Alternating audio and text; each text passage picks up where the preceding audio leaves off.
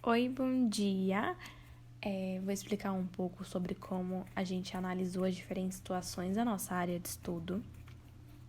Então, a bacia do Engabaú, ela compreende algumas áreas e essas áreas são inseridas no mesmo cenário, uma área central. E mesmo que essas áreas estejam próximas e que elas tenham vínculos importantes entre si, cada região tem o seu lado peculiar. E quando a gente analisa toda essa situação, a gente pode explicar como as relações interpessoais e o meio ambiente podem acontecer de forma diferente, mesmo que elas estejam próximas. E que em alguns momentos a gente pode ver o ponto fraco, o ponto negativo, a fraqueza de cada local. Mas mesmo com essas fraquezas, esses pontos negativos, a gente encontrou caminhos por meio de comparações que podem nos mostrar uma solução melhor. Então a gente fez a análise por um cruzamento de dados e informações a partir dos levantamentos que foram feitos nos outros eixos, que foram feitos nos eixos que a gente estava antes, e a gente levou para o nosso grupo algumas informações importantes que a gente julga como importante. Então a gente agrupou algumas situações e aí fizemos uma análise, e a análise essa aqui será mostrada para vocês agora. Em relação entre a demografia e o valor da terra, podemos começar falando a partir da Avenida 9 de Julho. A Avenida 9 de Julho é uma via arterial de uma das mais importantes da cidade de São Paulo, ligando desde a Praça da Bandeira, no centro histórico de São Paulo, até a Avenida Cidade Jardim, na área da extremidade esquerda acima, sendo o centro histórico nessa região da área B. O bairro da Cidade Jardim, sendo uma zona estritamente residencial, é uma área que possui muitas residências mais verticalizadas e ainda é uma das áreas mais caras da cidade de São Paulo devido à sua ocupação desde a década de 50 às margens do Rio Pinheiros, o que era um aspecto atrativo para a ocupação. Mesmo assim, ela sendo muito próxima ao Rio Pinheiros, ela começou a se tornar muito cara e isso começou a fazer com que a densidade diminuísse nessa região. Pela Avenida 9 de Julho ser muito movimentada, isso poderia ter afetado de uma forma negativa o valor da terra e ao redor dela, por conta de todo o barulho. Entretanto, por essa forte ligação entre oeste e centro, de áreas mais residenciais para um uso para áreas mais mistas ou comerciais, fez com que isso se tornasse um atrativo para as pessoas ocuparem esse espaço e por isso o valor da metragem continua alto e é uma das áreas mais ocupadas por tais acessos. Entretanto, quando se começa a se afastar mais da Avenida 9 de Julho e dessas estruturas, a densidade começa a aumentar e o valor começa a diminuir, porque a densidade ainda está, as pessoas ainda estão próximas desse perímetro, mas o acesso já não é tão bom quanto está ao lado da avenida. E isso pode ser observado no quadro C. E também pode se observar nesse quadro que começam também a ter ocupações mais regulares e cortiços, sendo devido a esse valor de metragem mais baixo. Chegando ao centro histórico, o valor começa a aumentar novamente, e por isso se deve à sua particularidade histórica em relação à cidade. Todavia, a partir do momento que a metragem, do valor da metragem começa a aumentar, a ocupação começa a diminuir.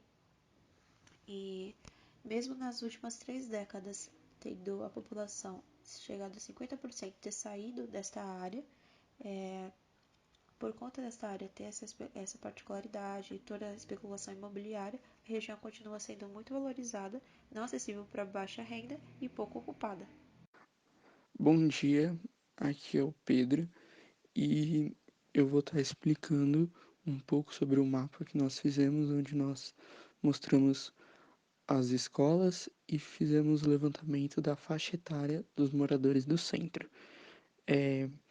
Esse mapa ele surgiu quando a gente estava estudando os eixos e foi quando a gente estava olhando o eixo de infraestrutura e equipamentos que a gente começou a reparar que tinha alguns lugares na região do centro onde tinham mais escolas, né? Uma concentração maior de escolas privadas ou uma concentração maior de escolas públicas.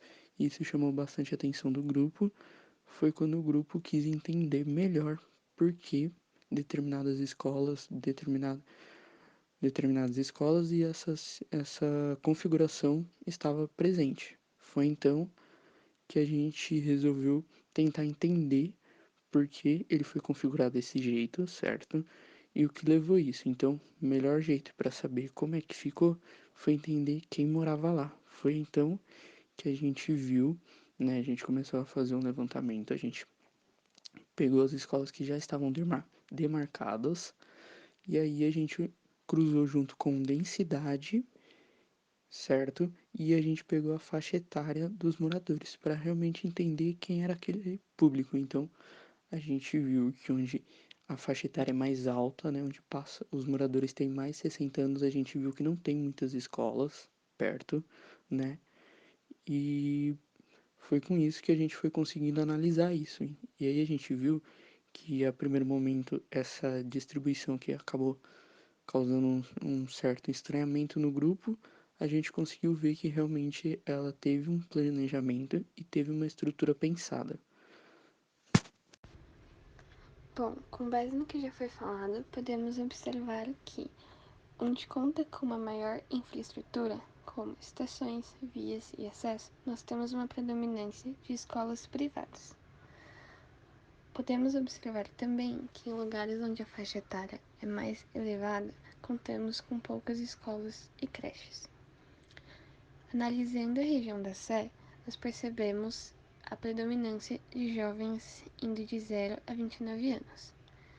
E apesar da região possuir um dos menores índices de valor da terra, a prevalência ainda assim é de escolas privadas. E pensando sobre isso, colocamos em hipótese o fator da região ser histórica e de extrema importância para a cidade de São Paulo, e ter sido um dos primeiros bairros a começar a surgir escolas. Quando analisamos os mapas que mostravam os recursos naturais, como áreas verdes e a hidrografia do local, conseguimos relacionar diretamente com índices de conforto para a população da região. Através da análise de duas situações, foi possível determinar que na região da Bela Vista há pouca incidência de áreas verdes, praças ou parques, levando a região à formação de ilhas de calor. A alta densidade de construções também colabora para esse problema. Em contrapartida, ao analisarmos a região da República, observamos um sistema formado por áreas como Praça Dom José Gaspar, Praça da República e Parque Augusta. Esses equipamentos, além de fornecerem opções de lazer para a população, também ajudam a amenizar o problema das ilhas de calor, tornando os espaços mais amenos. A infraestrutura presente nas cidades podem ser definidas como um sistema de equipamentos e serviços vitais ao desenvolvimento social, econômico e institucional para o funcionamento das questões urbanas da cidade. A região central de São Paulo não carece de infraestrutura. Ao contrário, dispõe de uma excelente malha viária, assim como de demais transportes e de uso essenciais, tais como instituições de ensino, hospitais, comércio e demais. Dentre isto, podemos dizer que o real problema na cidade de São Paulo, em relação aos imóveis ociosos, não está nas ocupações destes espaços vazios, mas sim por este fator, nos prédios vazios em si, comprovadamente acarretando uma série de problemas sociais e econômicos para esta grande metrópole. A necessidade de implementação de um serviço na área se desloca conforme o momento ou a região de estudo. O processo de criação das redes depende de diversos fatores, que acabam gerando um círculo complexo de interesses, sejam eles voltados para a especulação imobiliária, tão presente na região central da cidade, como também um questionamento sobre a real necessidade dos serviços introduzidos numa determinada área.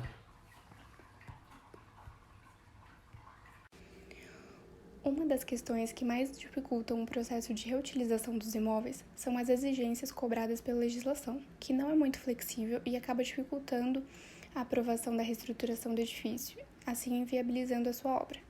O processo é tão burocrático e demorado que faz com que o mercado imobiliário perca o interesse nesses imóveis ociosos. Outro fator é a quantidade de imóveis que recebem a notificação, porém não agem de acordo com a lei prevista.